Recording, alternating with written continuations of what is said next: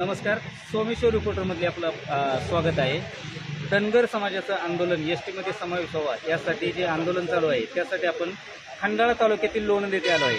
तसं पाहायला गेलं तर चौंडी आणि बारामती येथील उपोषण आता मंत्र्यांच्या आश्वासनानंतर सोडलेलं आहे. पण हा नवयुवक गणेशदादा केसकर हा आर्किटेक्ट नवयुवक गेल्या 7 दिवसापासून लोणंद नगरपंचायतीसमोर उपोषणाला बसलेला आहे. अजूनही तो उपोषण सोडण्याच्या मनस्थितीत नाही. काय आहे या मागचं गणित आता आपण पाहत आहोत. त्याची आजी आणि बहीण त्याला भेटायला आलेली आहे. आता डॉक्टरांनी तपासणी करून त्याचा रिपोर्टसुद्धा दाखवलेला आहे.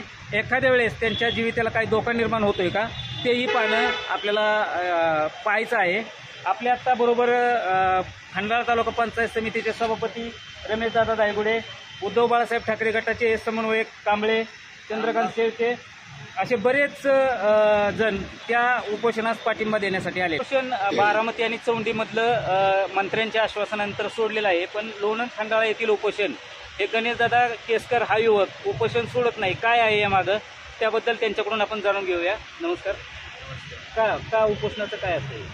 आता ज्यावेळेस आम्ही आज 7वा दिवस आहे, ज्यावेळेस आम्ही हे उपोषण चालू केलं, आमचे जिल्ह्याचे पालकमंत्री इथं आले आणि आम्हाला आश्वस्त केलं. उपोषण स्थगित करण्यासाठी त्यांना प्रयत्नही केले आणि त्यांनी हेही सांगितलं की आम्ही माननीय मुख्यमंत्र्यांशी बोलतो आणि तुमची जी केस आहे ती फास्ट ट्रॅकमध्ये आणण्याचा प्रयत्न करतो. त्याच्याच दुसऱ्या दिवशी एक GR आला. त्या GRमध्ये खूप साऱ्या त्रुटी आम्ही काढल्यात. जसं की आमचा जो समाज आहे तो समावेशाची मागणीच करत नाही आहे. सर, आम्ही अनुसूचित जमातीच्या यादीमध्ये 36 नंबरला आहोतच.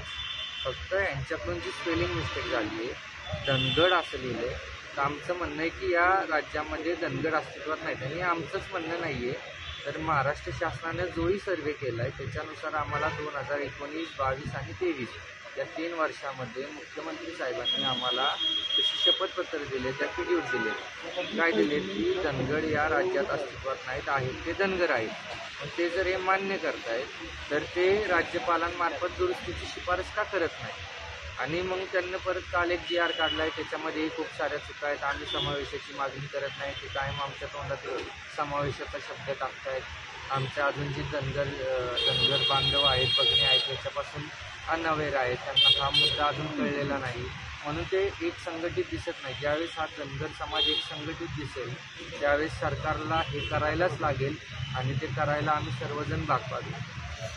राहिला प्रश्न तुम्ही मला विचारलेला की तुम्ही चौंडीतलं उपोषण काल सुटलं. माननीय खासदार विकास मात्मे साहेब ही आमच्या लोणंदमध्ये आले होते.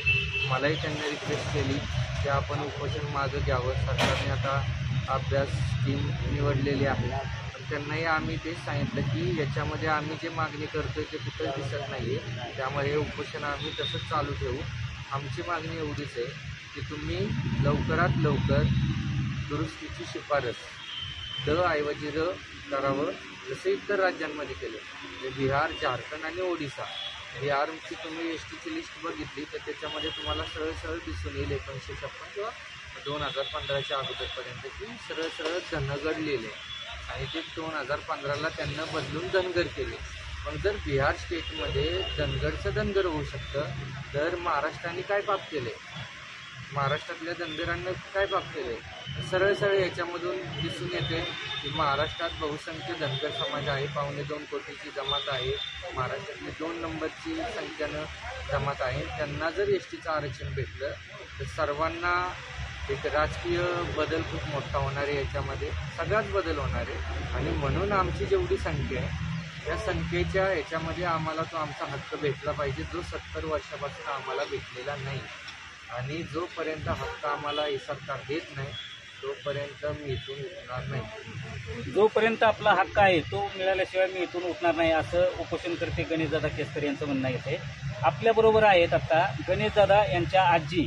आपण त्यांच्याकडून जाणून घेऊया काय सांगतात.